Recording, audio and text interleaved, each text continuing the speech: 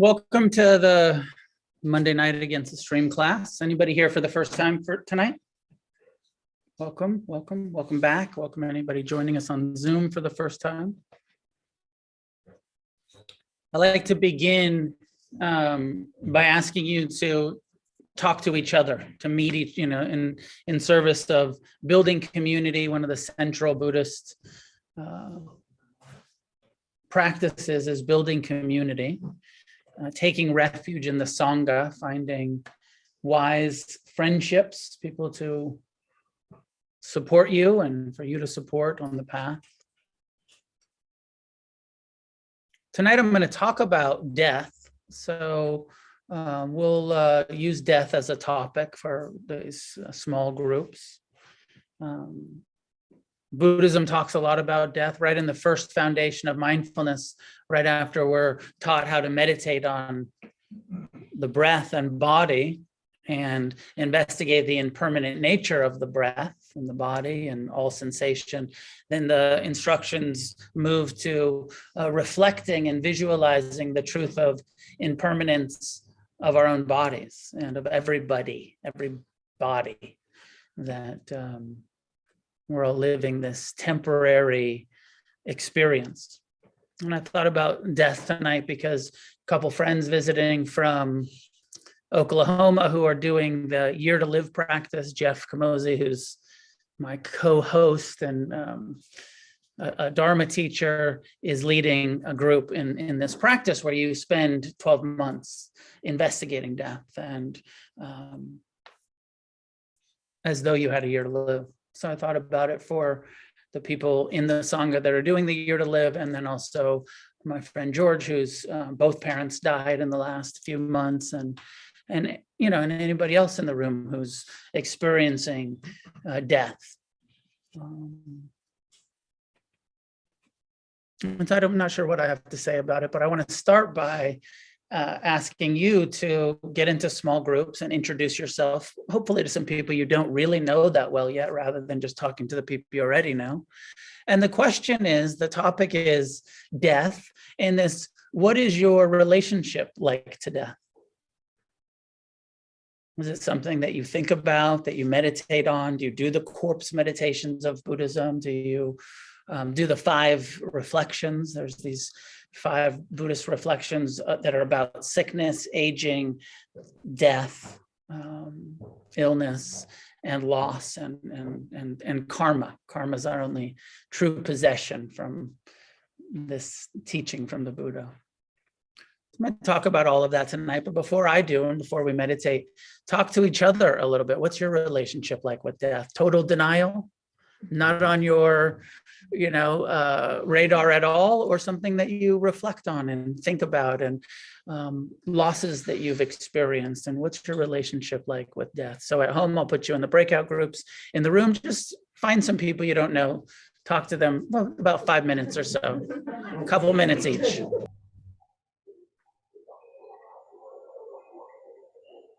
So as part of mindfulness, after the instructions are given on awareness of the breath and the body and the 32 parts of the body, in the first foundation, it says, and further, just as the meditator were looking at a corpse thrown on a charnel ground, 1 or 2 or 3 days dead, swollen, black and blue in color, full of corruption, so one regards one's own body. This body of mine also has this nature, has this destiny, and cannot escape it. And further, just as the disciple were looking at a corpse thrown on a charnel ground, eaten by crows, hawks, or vultures, by dogs or jackals, or devoured by all kinds of worms, so one regards one's own body. This body of mine also has this nature, has this destiny, and cannot escape it. And further, just as the meditator were looking at the corpse thrown on a charnel ground, a framework of bones, flesh hanging from it, bespattered with blood, held together by sinews. And further, a framework of bones, stripped of flesh, bespattered with blood, held together by sinews. And furthermore, a framework of bone without flesh or blood, but still held together by sinews. And then bones disconnected and scattered in all directions. Here a bone of the hand, there a bone of the foot. There a shin bone, there a thigh bone, there a pelvis, there a spine, there a skull. So one regards one's own body. This body of mine also has this nature, has this destiny, and cannot escape it. And further, as if we were looking at bones lying in the charnel ground, bleached and resembling shells. Bones heaped together after the lapse of years, bones weathered and crumpled to dust. So one regards one's own body. This body of mine also has this nature, has this destiny, and cannot escape it. So I may do some of the corpse instructions in the meditation tonight, but I invite you to reflect and let any sort of visualizations of decaying corpses enter your meditation, and then reflect to yourself, not exempt. That's what happens. So these bodies that are very much alive, breathing, aware of life. In some ways, mindfulness is checking in. Am I still alive? Yep, breathing in. Still alive? Yep, breathing out. Feeling sensation, feeling emotion, feeling life. And then this reflection that we're not exempt from the end of life and the decay of the body and all of these different stages. So have fun in your meditation.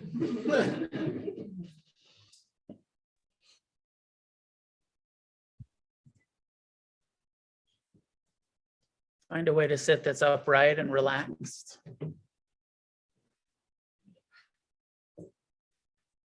Allow your eyes to be closed and your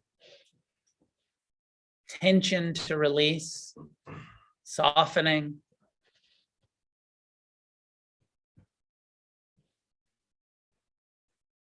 Bringing awareness to life in the body. Each breath, each heartbeat. Each moment of awareness of sound, smell, taste.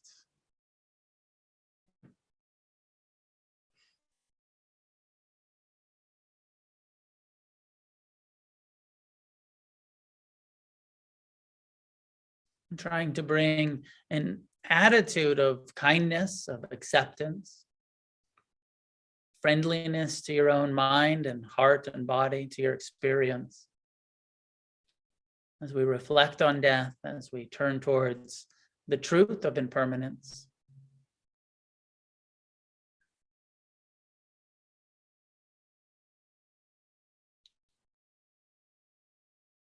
Tending to whatever emotions get stirred up, our attachments, our fears.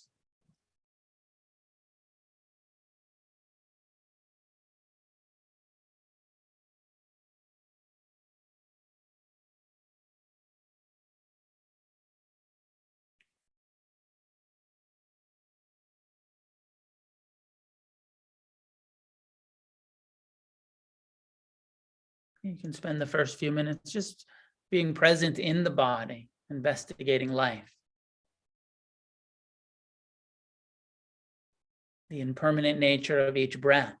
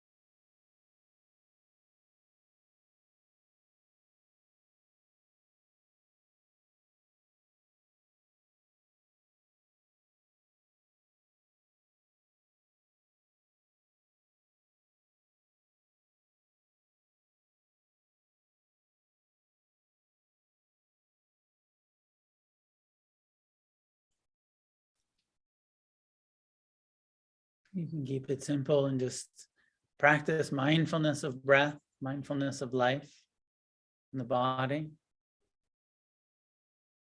Or you can add these reflections on the corpse and the many stages of decay.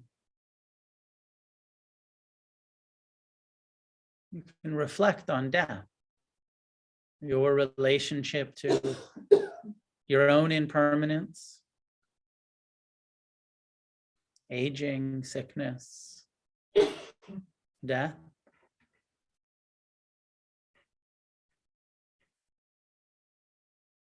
How much suffering we experience because of the grief in this impermanent realm where our loved ones die.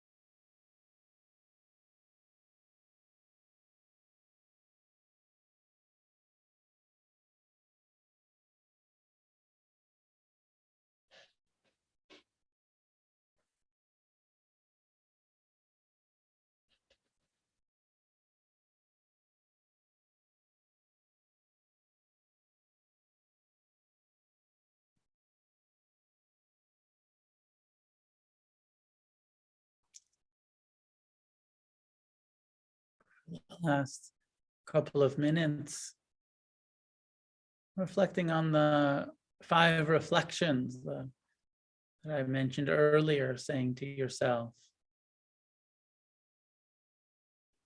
I'm of the nature to age, I'm not exempt from aging. Just breathe that in and reflect on the nature of this physical form, our bodies, to age, to decay.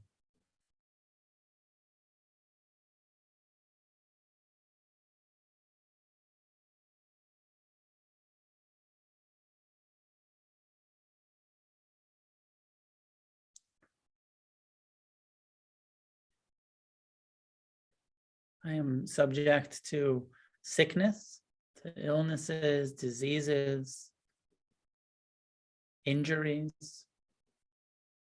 I'm not exempt from sickness.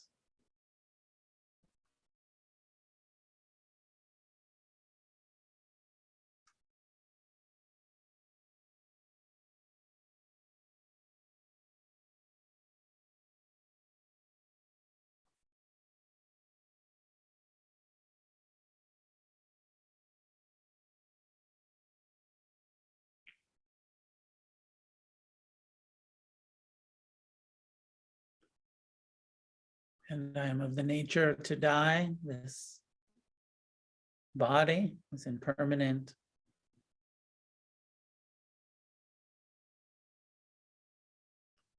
This lifetime, this incarnation is temporary. I'm not exempt from death.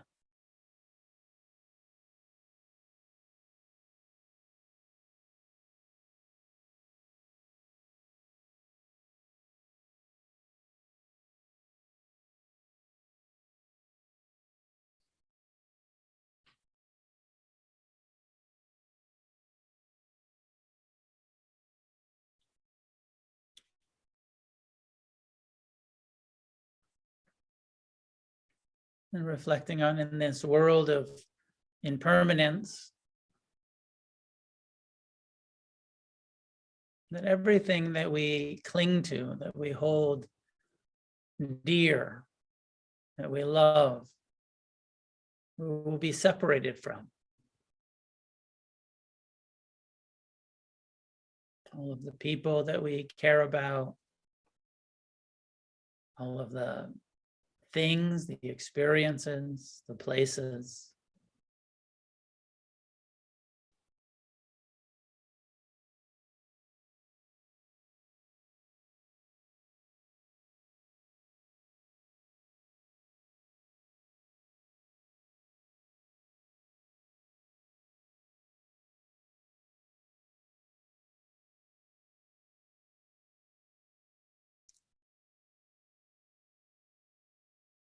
And the last one, the final contemplation, reflection, is about our karma, our actions, how we respond to what's happening in our lives and in the world. And it's the Buddhist understanding that our only true possession, the only thing that we actually own, that we take with us, is our karma.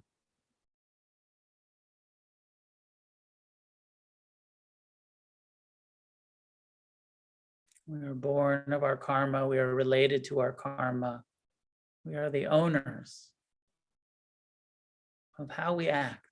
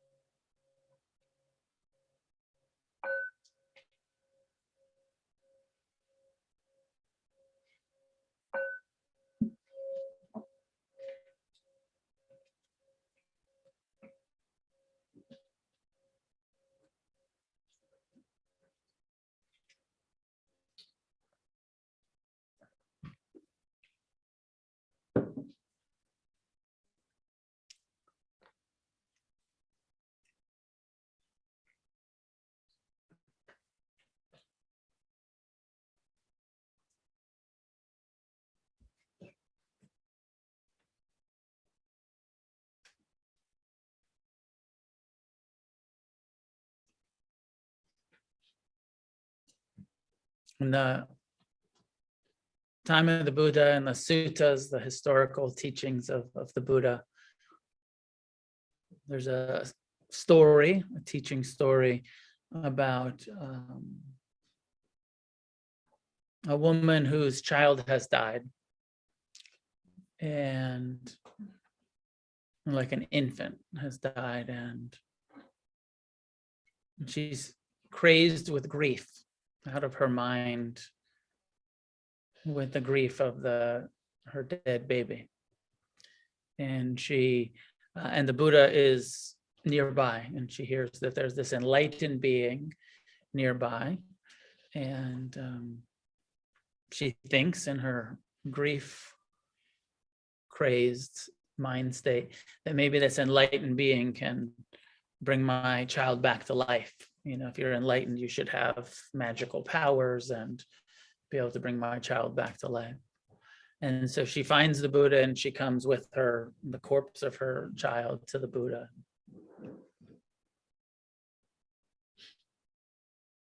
Maybe waits in line, or I don't know how, but finally kind of gets to speak with the Buddha, and says, "Please bring my child back to life. I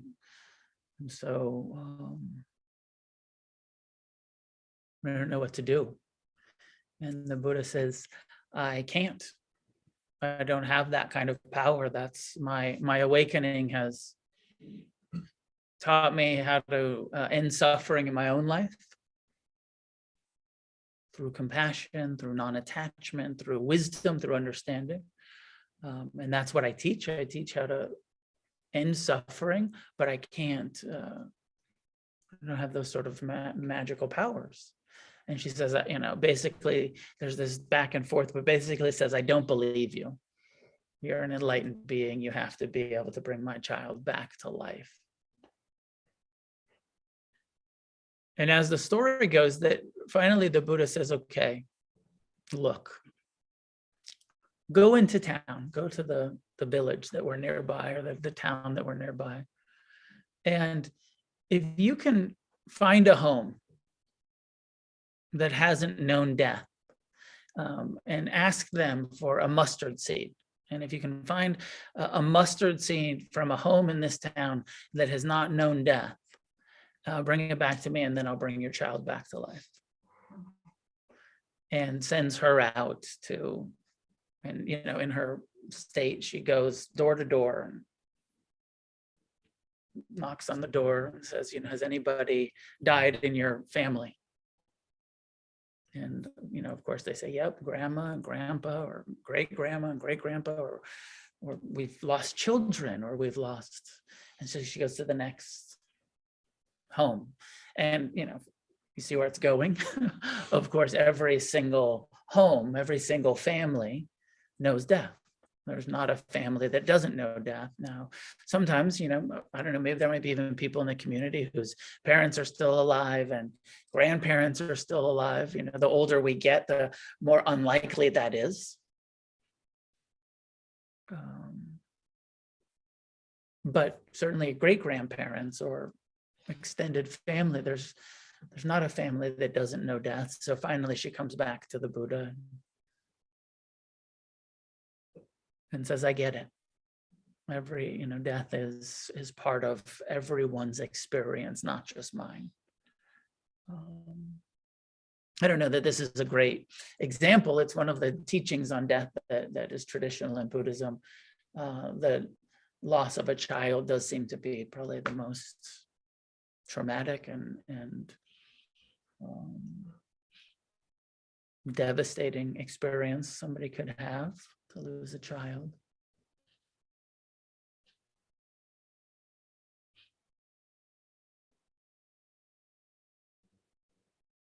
It is said that one of the aspects of the First Noble Truth, dukkha, we call it dukkha, we often translate the First Noble Truth as suffering.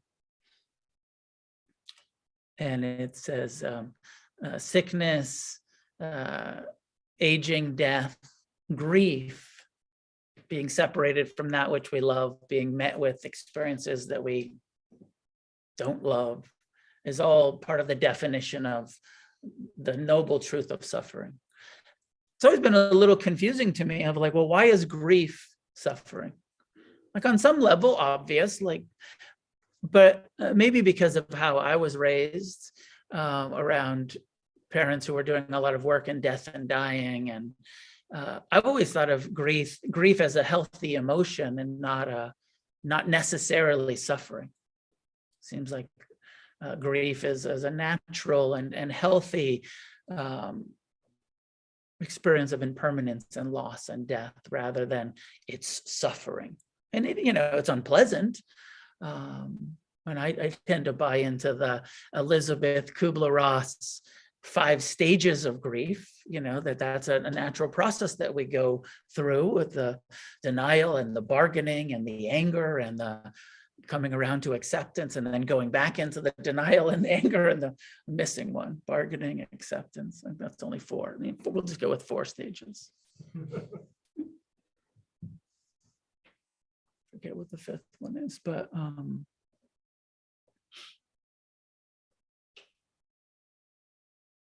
the only way, because what's being said in Buddhism is that actually we can come to a place of such acceptance, such wisdom, such non-attachment, that we don't suffer anymore in this lifetime.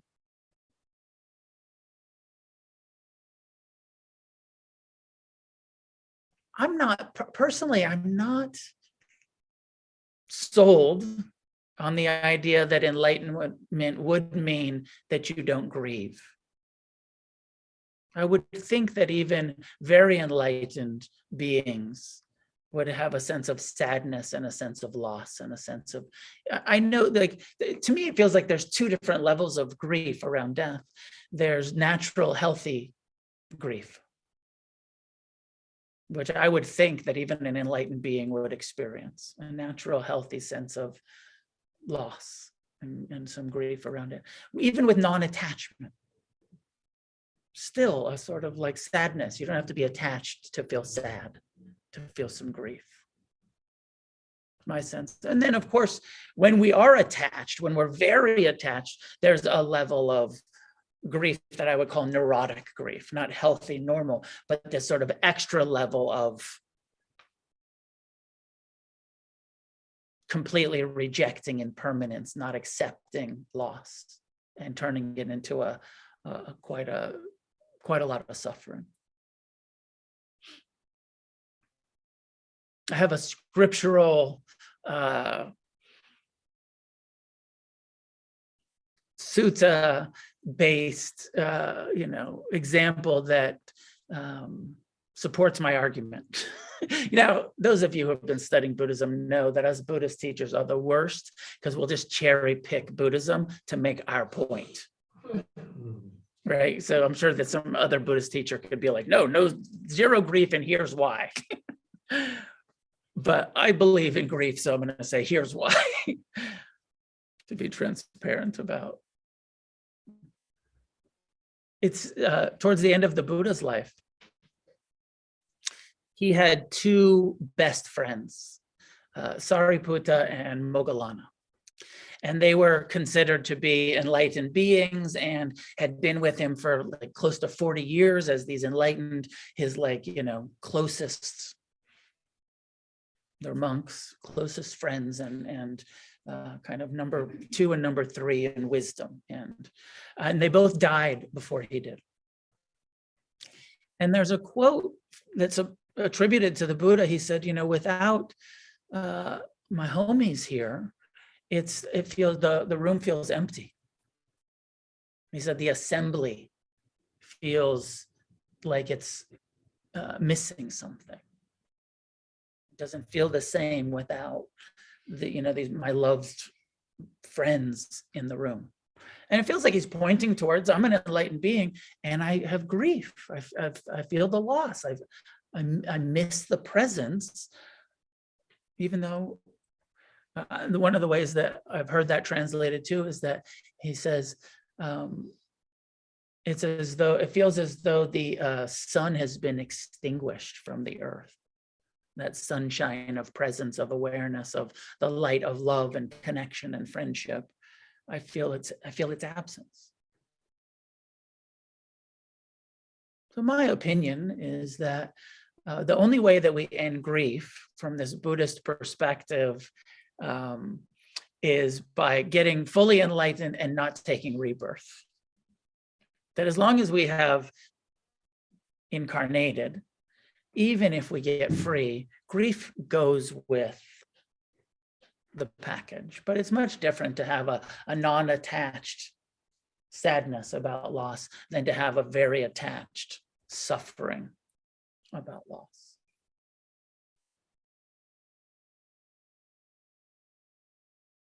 And of course, it opens up the conversation that I'm not so interested in having tonight, but it's kind of hard to talk about death without it, which is the Buddha's teaching was that we're in a cycle of rebirth, and that it's not just this one lifetime.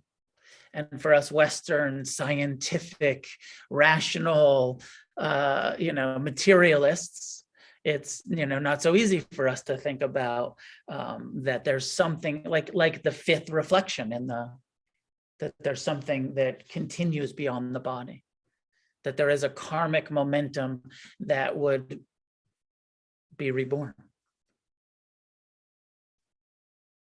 and that this isn't just it's not YOLO. It's not you only live once. It's that actually we're in a cycle of living over and over. And so death is actually not the end of our karma, unless we have ended our karma, which means that we've freed ourselves from all forms of attachment and aversion and self-centeredness. And then that's the definition of the Buddha or an arahant, an enlightened being. No more negative karma to take birth. And so then that's nirvana.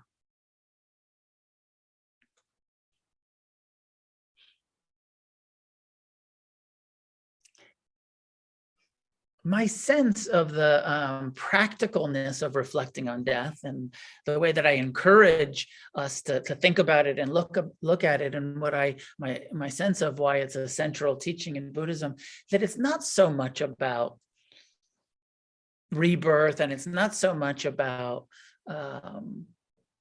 even enlightenment, that it's about the preciousness and the impermanence and the preciousness of the life that we're living.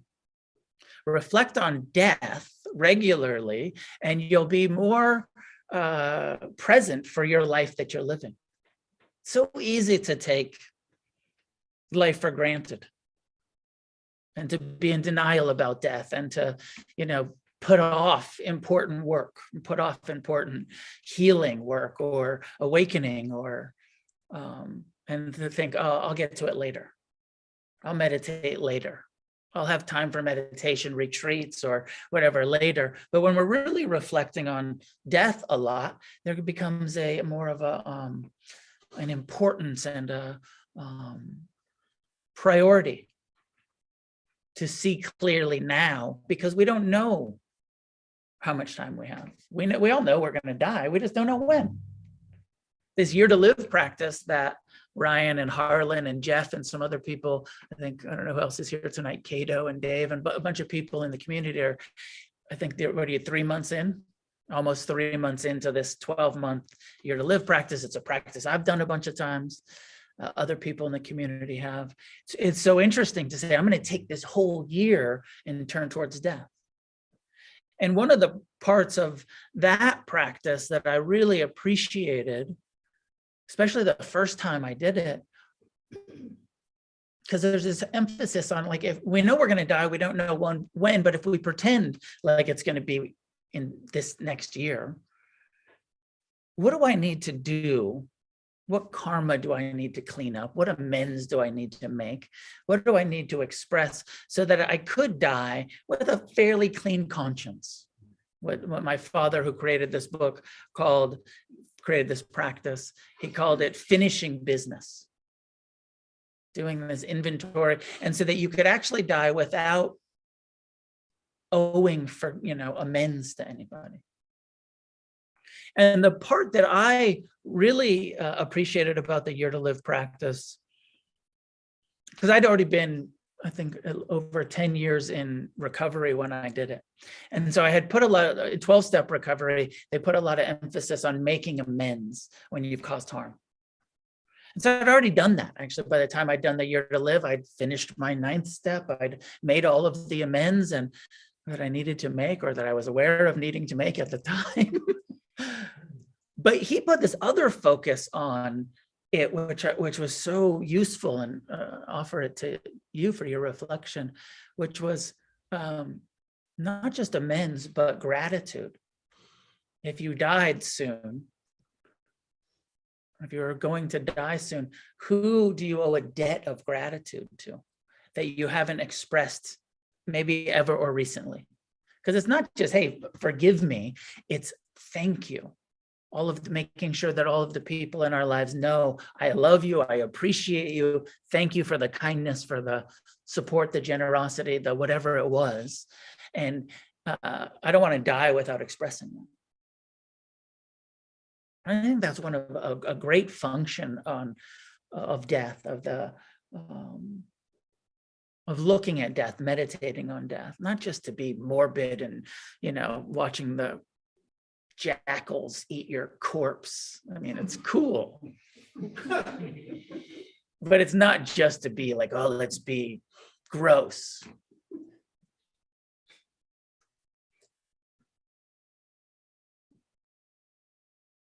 Let's face the reality so that we actually live our lives in a more skillful way, saying what needs to be said, expressing what needs to be expressed, rather than postponing it.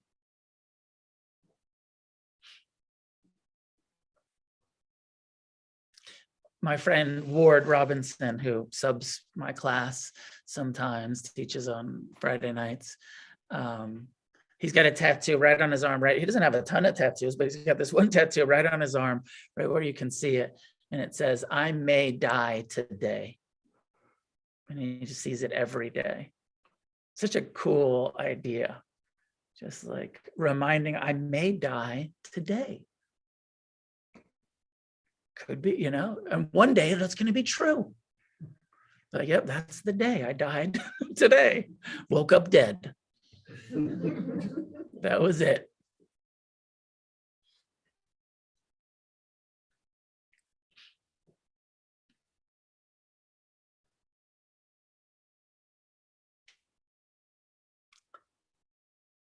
The more we reflect on death and impermanence and the not knowing how much time we have and how important and actually living as though we may die today. In my father's book, Who Dies, he wrote this section that I always remember where he said, if we can really turn towards death and really embrace the reality of impermanence, then, he said, as though rather than waiting for anything, as though your loved ones are already dead, as though your children are already, dead, rather than waiting.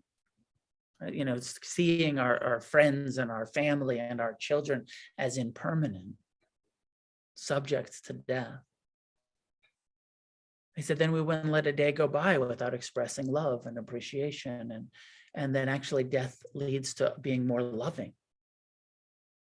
Now, maybe for some people it feels, oh, this is so fucking depressing and I don't want to talk about it. But I think the intention is about being more alive. We look at death to be more alive, to be more awake, to be more loving and patient and tolerant and wise with each other.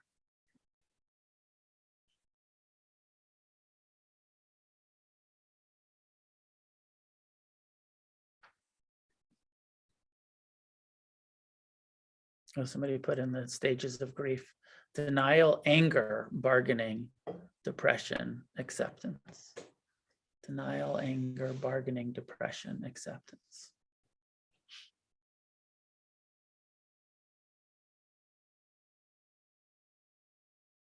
So I don't know. I don't feel like I have that much more. I want to open to questions, comments, conversation about death. What comes up for you? What questions do you have about it? What is your experience? Or how does Buddhism support, is what I'm saying, make sense to you? Anything? Let's just open it up for dialogue, please. So I had my mother died when I was pretty young, and that was so traumatizing. And so one thing that's been coming up a lot is that kind of trauma, and how as a whatever 16, 17-year-old kid, that kind of framed death in such a negative way. And it was so traumatic, and carried so much kind of pain. Yeah. Is there a way that you would think to reframe some of that, or how would I learn to improve my relationship with death and kind of take some of that kind of pain and sting out of it? And try to rephrase it briefly for the people at home. Could you hear him at home, or not really? Not really. He's talking about how his mother died when he was a young teenager, and how that grief, that loss of a parent has left a kind of sting around death, and how could the Dharma, what practices might help resolve or reframe it. Have you done much of the death meditations? Yeah. So, I mean, that would, really kind of meditating on death, looking at your own impermanence and death might say, help change that a little bit. We live in this culture of such denial about death, and death is always considered so wrong rather than natural. And Buddhism helps us kind of reframe it as a natural process rather than wrong, or like in the medical, it's like we lost them, it's a failure. Every time somebody dies, it's bad and wrong rather than natural. And so maybe meditating on it, on the kind of the 5 daily reflections that we did at the end, maybe even doing some of the corpse meditation, but just bringing it in more into awareness. And as you already are quite aware, I'm like, oh, I have some, because of how painful that was to lose a parent at a young age, and being a teenager is hard enough, conflating that sort of like, and now I'm a motherless teenager, not just a teenage drug addict. I'm a motherless teenage drug addict. It's a lot good reason to smoke some crack.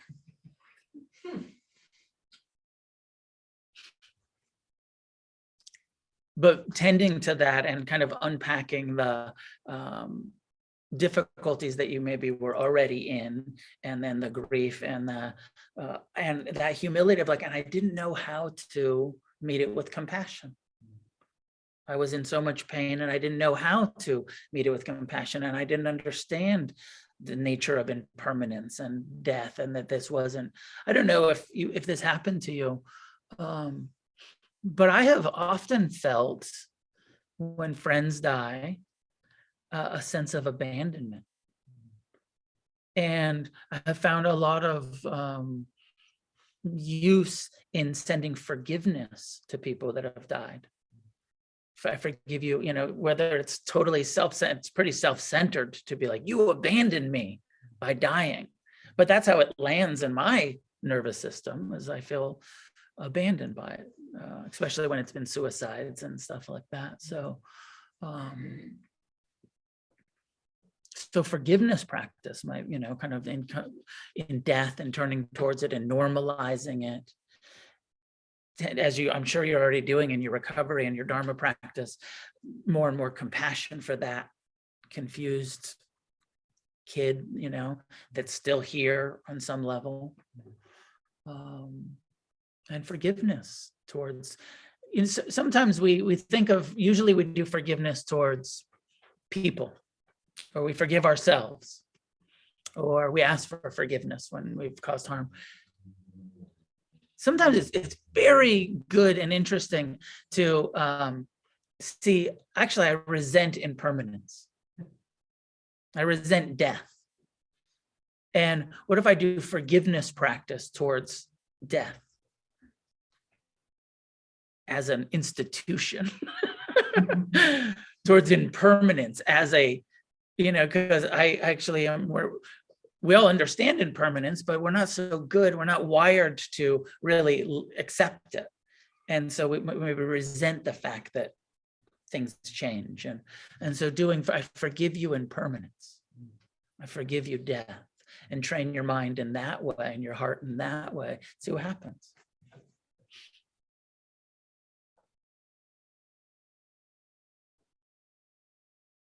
Couple hands at home. Nate, go ahead. Hey, what up, Noah? What up, Sangha? So I'm gonna try to articulate it and do it quickly so everyone can hear me. But for the 5 remembrances, it's very much like I am this, I am that. How do we square that with like not self? Is that language already kind of baked in somewhere in the original Pali, and just not translated? Or is it just kind of implied somewhere in there that like this is all tied to ego? Could you hear everybody in the room hear it?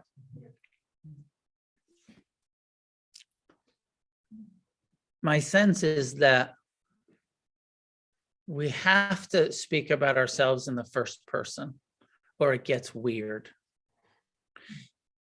Wisdom knows that when I say I am subject to sickness, aging, and death, that I will be separated from all of the things that I cling to and love, and that my only true possession is karma, is my karma. There's a wisdom and an understanding that on the relative level, what we're talking about is this body, which is not who I am. I am, this body will, so you could reframe it and say this body that I'm aware of, that the consciousness is inhabiting, this impermanent process of consciousness and memory and sensation is impermanent, But I heard one of my teachers, Ajahn Amaro, give a great talk about this one time because of this question. It's such a good and normal question. If we're not self, then why are we saying I am? So it's the relative. On the relative, I am this body. Ultimately, I know this body is impermanent. It's not my true refuge. And so it's one of those practices that we approach using that dualistic relative language. And it's very helpful. And a lot of the Dharma is helpful. It's the same as, may I be happy and loving kindness, or I forgive you. We use that language because it's very useful on one level. And then the more we investigate, well, who am I and what am I? And then we start to see like there's not really a solid, separate, continuous self here. But we're still going to relate to ourselves and each other in the first person, hopefully. We won't start talking about ourselves in the third person. So it's just one of those semantics that we have to use that language, but we don't have to believe it. I don't know if this, it's like everything else that we identify with as like, well, I am, our gender or our age or our race or it's all true on a relative level. And then there's an ultimate level that there's a process unfolding here that is genderless and raceless and ageless and, not those things. But on the relative level, that's how we walk through the world.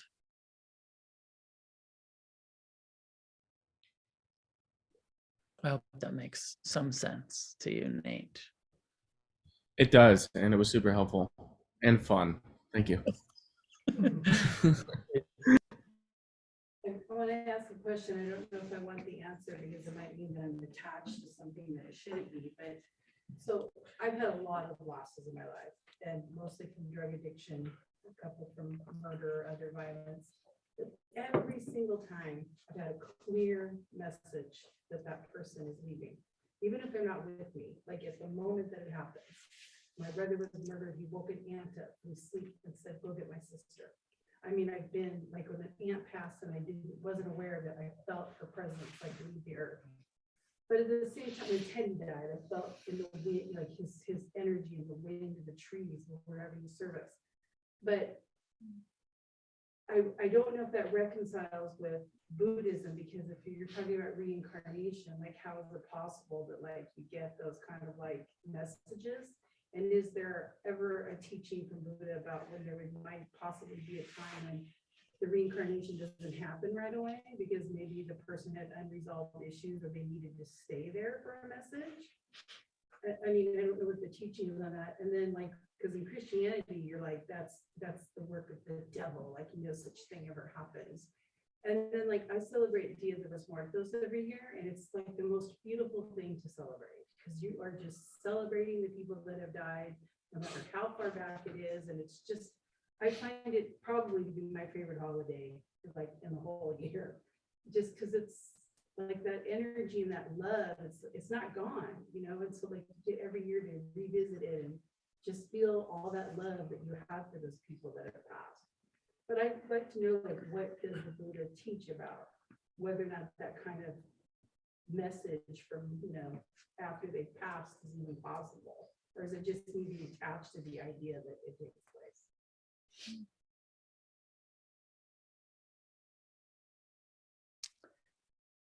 I don't really know. I can't think of any early Buddhist teachings where ghosts or the sort of messages are addressed. Jason, can you think of any? The idea of spirit, like around the method teaching, you know, the Devas the and devas, you know, the importance, the positive, negative energy. I don't know that it, and this is interesting too, like not everything is addressed. You know, there's that famous thing where the Buddha says, you know, I only teach like what causes human suffering and what will alleviate human suffering. That's all. I don't teach cosmological or, you know, spiritual. So some of this stuff, there's a famous, you know, where he's in the forest with a bunch of monks and picks up a handful of leaves and he says, what's more, all the leaves in the forest or the leaves in my hand? And they say, well, obviously more leaves in the forest. And he says, you know, wisdom, you know, is like the forest, but the teachings are just these handful of leaves. I'm just teaching mindfulness and non-attachment and compassion, and I'm not teaching, you know, astrology or cosmology or spirituality, you know, some of the spirit stuff. He's like, this is the way that I think of it, is like, this is straightforward humanist psychology. How do we not suffer about living in this world of impermanence? Some of the other stuff, it's just not addressed. So I don't know, like I'm just happy to land in like, I don't know. I've had some of those experiences too. And so many people have had those experiences. How much meaning we should assign to them, I don't know about that either. You know, I'm quite open to like, oh, my mind really created that, maybe. I'm also open to like, actually, maybe that really was a visitation. I don't know. So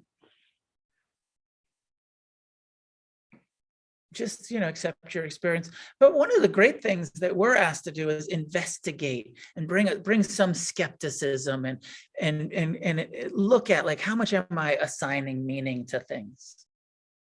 Right? Because you hear those stories of like, and then a bird came and it was grandma for sure. Grandma liked birds and I saw a bird. You know, and it's like maybe you're just assigning, you know, maybe it was actually randomly just a bird. So I don't know, not fully addressed in that way that I'm aware of. Philip, go ahead. So talking about the Year to Live book, one of the things that really resonated that was said in there was that most people die the way they lived, and thinking about like like what I want the experience of being around my death to be. And, I've used the 5 reflections to meditate on, and I've used the I'm of a nature to die to kind of like look at like different scenarios of how I could die, and like trying to imagine the feeling of taking the last breath and doing that, feeling a lot more acceptance around it and like a lot less, resistance to it. Yeah. Could you catch that? That was one of my father's perspectives was, and he did all of this, 40 years or 50 years of working with terminally ill people and being at the deathbed. And he said, what I've directly experienced is that it seems like on our deathbed, it's often, he said, occasionally there's like a conversion where the really grumpy person becomes kind. But mostly if you've been this sort of like unhappy person, you die miserably. And if you've been a sort of generally like happy person, you're going to die kind of, somewhat in acceptance of like, yep, that we die the way that we live. And, what we're all trying to do is change the way that we live, become kinder and more loving and more compassionate. And that will probably serve us on our deathbed. That all of this is preparation in some way or another.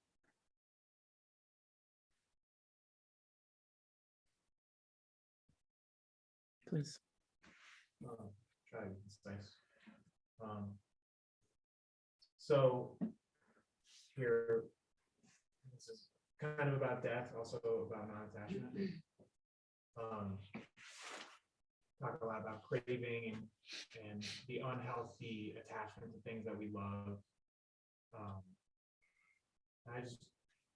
I guess I read something Thich Nhat Hanh wrote about like watering the seeds of joy and happiness, and those things can help sustain you.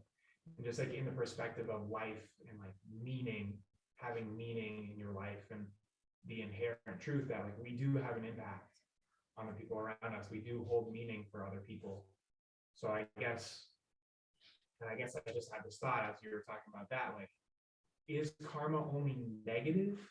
Or is it also something positive? And like, are there any teachings about, from the Buddha himself about joy and meaning and, I guess, yeah, like right livelihood and like, yeah, just any thoughts on that?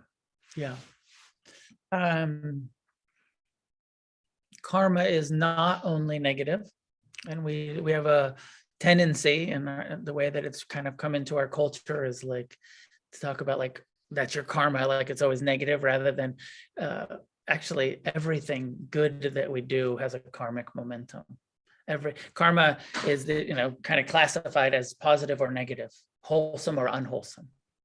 And so every moment of kindness and generosity and honesty and even just mindfulness is all positive karmic momentum that we're building. And then every moment of dishonesty and, all of the negative tendencies that we do are, create a momentum for us. So both positive and negative. And so even that 5th reflection where it talks about my only true possession is my karma, that could be really fucking good news. If you live a life of kindness and generosity and service and love, you'd be like, that's what I own. I don't get to keep my car. I don't get to keep my friends and family, but I own the loving heart that I've developed through my Dharma practice, through my life. That's mine. That positive karma is who I am, is what I am, is what I am. It's something like I'm born of my karma, I'm related to my karma. It's my only true possession. So in that way, it's this very empowering, like you're saying, the more we like Thich Nhat Hanh, like, the planting the seed of kindness, of honesty, of joy, of love, and watering it over and over, it flourishes in our minds, in our hearts. We become an honest person, a loving person, a kind person. It's actually who we become.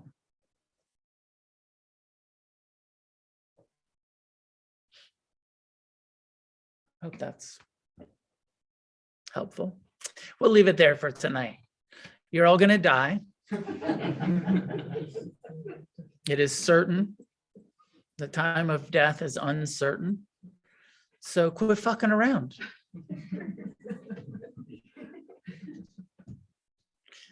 Pastor. Yeah, pretty good, right? That was my best impression. Few announcements. First of all, class is done by donation. Please make a donation if you can online. It's in the chat. You can. There's a link to the donations here. Sebastian will be at the front desk.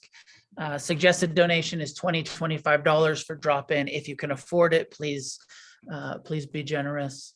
If you need to donate less, whatever is appropriate to your financial situation, give whatever feels appropriate to you.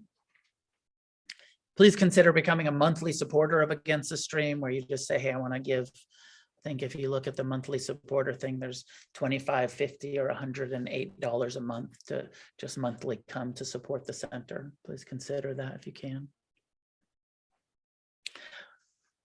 Upcoming Against the Stream events is a 3-day silent meditation retreat at the end of May, about a month from now. The annual Memorial Day retreat, I think this is maybe the 17th annual Memorial Day Against the Stream retreat, something like that. I've been teaching it for a long time, every Memorial Day. So that's open for registration. And there's some partial scholarships you can come for as little as $300. But if you can afford it, don't take the scholarship. You don't have to apply for the scholarship or anything. You can just register for it. But if you can afford it, we actually lose money when you come for $300. It costs us like closer to $500 to host you at the retreat. We're just trying to make it so that people that don't have money can come. So if you can afford it, pay the full registration fee, come to the retreat. But if you really want to come sit and you don't have that much money, take a scholarship if that's true for you. And come sit with us 3 days. It's a great retreat, good opportunity to deepen your practice. And you know, you might die, so probably best to do it this year instead of putting it off.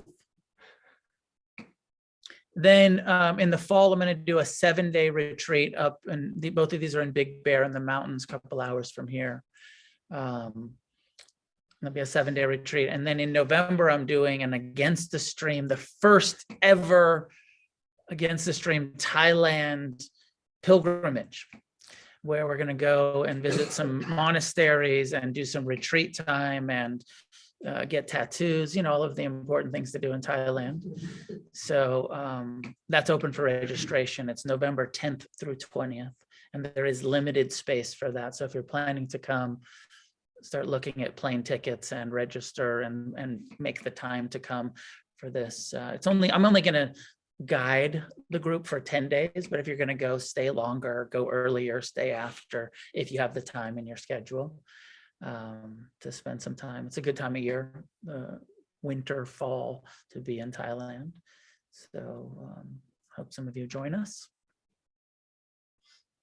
What I forget, Sebastian?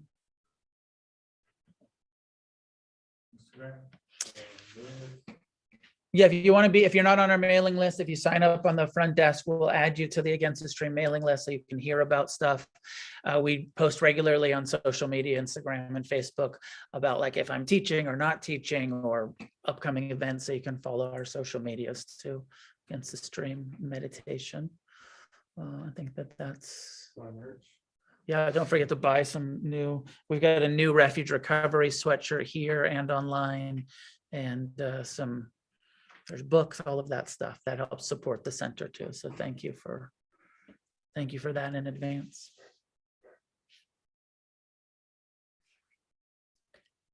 Many goodness that comes from our practice and discussion of the Buddha's Dharma be shared outward in all directions with all living beings. May each one of us get as free as possible in this lifetime. And together, may we create a positive change on this planet.